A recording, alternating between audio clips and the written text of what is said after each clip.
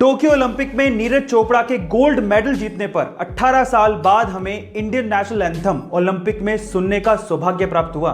लेकिन सवाल यह है कि नेशनल एंथम की शुरुआत सबसे पहले किसने की? चलिए मैं आपको बताता हूं। सबसे पहले नेशनल एंथम की शुरुआत करने वाला देश था जापान। लेकिन मैं आपकी जानकारी के लिए आपको बता दूं कि ग्रीस ऐसा देश है जिसका नेशनल एंथम सबसे लंबा है। युगांडा ऐसा देश है जिसका नेशनल एंथम सबसे छोटा है। लेकिन साइप्रस ऐसा देश है जिसका नेशनल एंथम है ही नहीं, पर इंडिया, इसका नेशनल एंथम सबसे निराला है। अगर आपको अपने बिजनेस को अच्छे से स्टैब्लिश करना है और उससे 6 फिगर तक कमाना है तो आपको 3 ईयर रूल को ध्यान से सुनना चाहिए। देखिए, ऐसा कहते हैं कि किसी भी बिजनेस को स्टैब्लिश करने के लिए कम से कम 1000 दिन यानी कि लगभग 3 साल के करीब लगते हैं, जिसमें पहले साल आपको खूब सारी बुक्स पढ़नी चाहिए और फिर अपने बिजनेस के आइडिया के बारे में सोचना चाहिए और एक फील्ड को डिसाइड करना चाहिए और उससे रिलेटेड स्किल को सीखना चाहिए, क्योंकि आज के टाइम पे skill is equals to money.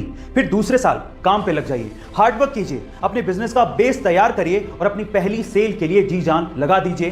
Profit की परवाह मत करिएगा। और दूसरे साल में जो भी आपने गलतियां करी उसको तीसरे साल में आपको क्या करना है? उसको तीसरे साल में फिल्टर करना है, अपने फंडामेंटल्स को और स्ट्रॉन्ग करना है। और अगर आपने 3 साल सर्वाइव कर लिया तो चौथे साल आप 6 फिगर तक कमा जाओगे। यह मैं आपसे गारंटी के साथ कह सकता हूं। कौन बनेगा करोड़पति में और गवर्नमेंट एग्जाम्स में बहुत बार आपसे जीके टाइप सवाल पूछे जाते हैं, जैसे कि नंबर 1, अगर आपसे ये पूछ लिया जाए कि इंडिया के ऐसे कौन से स्टेट हैं जो कि पाकिस्तान से सटे हुए हैं, तो आप लोग क्या कहेंगे? देखिए, इसकी एक ट्रिक है और वो है पंगु राज। ये एक शब्द है जो आपको ध्यान रखना है। पंगु राज में पंग का मतलब पंजाब, गु का मतलब गुजरात, रा का मतलब राजस्थान और ज का मतलब जम्मू कश्मीर। ऐसे अगर आपसे पूछ लिया जाए कि इंडिया के ऐसे कौन से स्टेट हैं जो कि भूटान से सटे हुए हैं, तो आप लोग क्या कहेंगे? इसकी भी एक ट्रिक है और वो है साब, SAAB।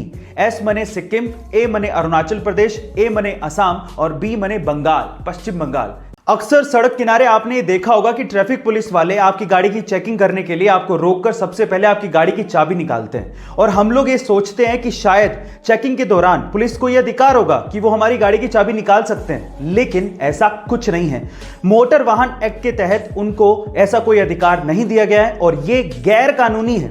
RTI से मिली जानकारी के अनुसार पुलिसकर्मी चाहे किसी भी रैंक का हो, वो आपकी गाड़ी की चाबी नहीं निकाल सकता। हाँ, वो आपको हाथ दे सकता है और आपको गाड़ी रोकने के लिए कह सकता है और ना रोकने पर आपका चालान काट सकता है, लेकिन वो आपकी गाड़ी की चाबी नहीं निकाल सकता। अच्छा खाना तो छोड़िए साहब, लेकिन अगर आपको नॉर्मल खाना भी नसीब हो रहा है तो आप बहुत किस्मत वाले हैं, क्योंकि इस दुनिया में बहुत से ऐसे लोग हैं जो कि ऐसी ऐसी चीजें खाकर अपना पेट भरने को मजबूर हैं जो आप सोच भी नहीं सकते। जैसे कि मडागास्कर के लोग व्हाइट क्ले यानी कि सफेद मिट्टी से अपना पेट भरने को मजबूर हैं। साउथ सुडान के लोग जंगली घास खाकर अपना पेट भर रहे हैं और हेती के लोगों के पास तो खाने को है ही नहीं, वो लोग मिट्टी में नमक मिलाकर उसके बिस्किट बनाकर खा रहे हैं।